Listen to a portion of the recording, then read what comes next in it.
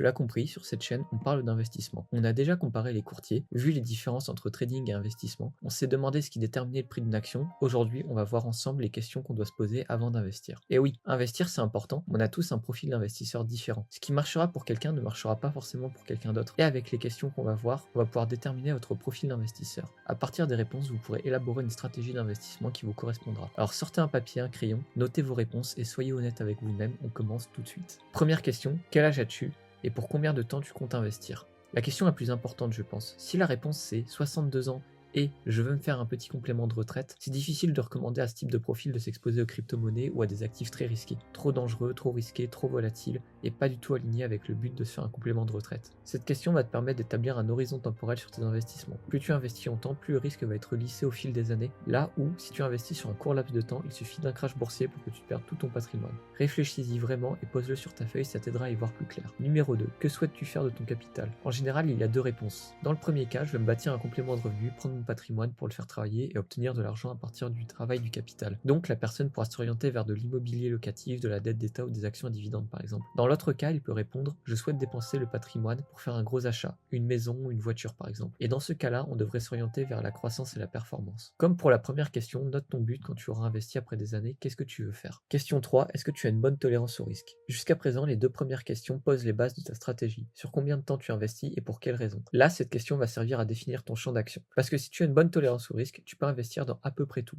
Que ce soit les cryptos, les cartes Pokémon, les obligations d'État en faillite, les startups, tout. Est-ce que ça payera? Peut-être, peut-être pas. Mais tu pourras te le permettre parce que tu ne vivras pas mal le fait d'avoir mis ton argent sur la table à des taux qui fluctuent fortement. A l'inverse, si tu as une faible tolérance au risque et que tu angoisses vite à l'idée de perdre, il vaut mieux trouver des actifs en accord avec ton état. Si tu investis pour au final stresser tous les jours et te sentir mal, ça ne sert strictement à rien. Investir, c'est se libérer du stress financier, pas s'en rajouter. Tu peux déterminer ton niveau d'acceptation du risque en regardant les décisions que tu as pu prendre par le passé. Ça te donnera déjà une bonne indication. Ensuite, tu peux te projeter dans des situations et essayer de te demander honnêtement comment tu y réagirais. Je sais que c'est pas la question la plus facile, mais dans tous les cas, tu arriveras jamais à jauger parfaitement ton niveau d'acceptation du risque. Le tout, c'est juste de mettre le curseur d'un côté ou de l'autre et d'ajuster petit à petit au fur et à mesure des années. Prochaine question, combien de temps veux-tu passer à te former? Alors attention, se former c'est important, j'irai jamais dire le contraire. Mais c'est évident que comprendre le fonctionnement d'une obligation d'État, c'est plus rapide que de comprendre le fonctionnement du Bitcoin et les imbrications qu'il peut y avoir entre différentes crypto-monnaies. Si vous voulez investir mais que vous n'avez pas énormément de temps à consacrer à l'apprentissage, commencez par investir de petites sommes dans des choses que vous comprenez. On l'a déjà dit mais on le répète, n'investissez jamais dans un actif que vous ne comprenez pas. Si vous ne comprenez pas, vous n'êtes pas en mesure de prendre une bonne décision en cas de crise ou de souci. Prenons un exemple simple. Une crise frappe, l'action Total chute en bourse, comme toutes les autres. Mais la demande de pétrole augmente et le prix des barils aussi. On achète ou on vend. Une personne qui ne comprend pas le modèle d'affaires de Total ne saura pas répondre à la question de manière précise, alors que c'est important de pouvoir le faire pour prendre les meilleures décisions possibles. Donc, votre temps passé à vous former et votre niveau d'éducation déterminera en grande partie le champ d'action possible.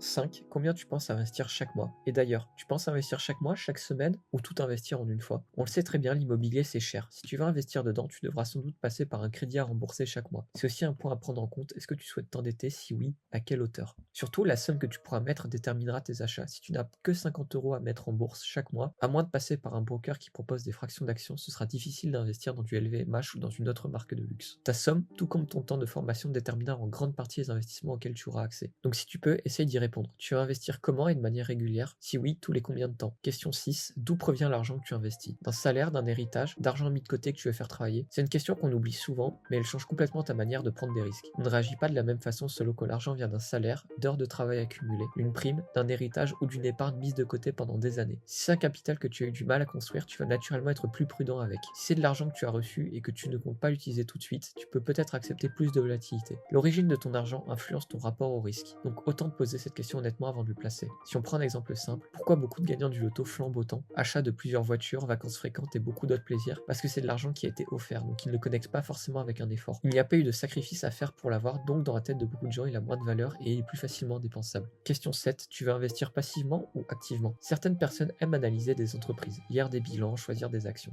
D'autres préfèrent investir automatiquement tous les mois dans des ETF et ne plus y penser. Aucun modèle n'est meilleur qu'un autre. L'important, c'est de choisir une méthode que tu pourras tenir dans le temps. Si tu n'as ni l'envie ni le temps d'être actif, te forcer à le devenir risque juste de te dégoûter de l'investissement et ce n'est pas ce qu'on veut. Comme d'habitude, mon conseil, si tu ne sais pas où te placer, tu achètes les deux à une petite somme.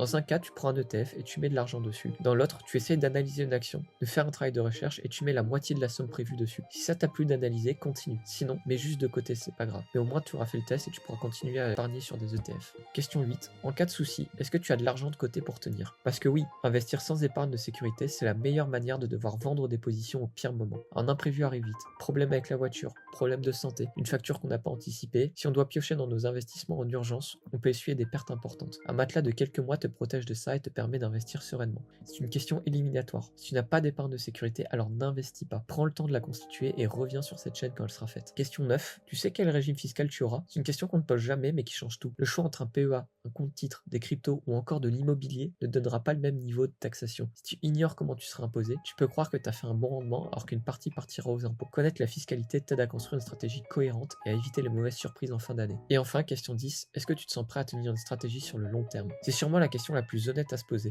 Beaucoup de gens se motivent pendant 2 semaines, 3 mois, parfois 1 an, puis arrêtent. L'investissement, lui, récompense ceux qui restent cohérents pendant des années. Peu importe la stratégie que tu choisis, elle n'aura de résultat que si tu arrives à la suivre dans les moments où tu n'auras pas envie, quand le marché baisse ou quand tu auras l'impression que ça ne sert à rien. La régularité, c'est la partie la moins excitante, mais c'est elle qui fait le plus de différence dans la durée. Voilà, c'est la fin de ce questionnaire. J'espère que ça a pu vous éclairer. Le but, comme on l'avait dit, c'est vraiment de pouvoir vous aiguiller. Je ne veux pas vous dire si vous avez telle et telle réponse, partez sur tel ou tel investissement. Mais maintenant que vous y voyez un peu plus clair, vous pouvez vous faire une idée précise de ce que vous recherchez. Si vous cherchez un complément de revenu, partez dans des actifs de rendement. Si vous n'avez que quelques années, orientez-vous vers l'immobilier et payez-le en cash si vous pouvez. Si vous voulez avoir un gros patrimoine et que vous êtes jeune, prenez un peu plus de risques et partez sur des actifs de croissance. Enfin, vous voyez l'idée. Toutes les réponses que vous avez fournies influenceront votre manière d'investir dans le futur. Il ne me reste plus qu'à vous remercier de m'avoir écouté et à vous dire à la semaine prochaine.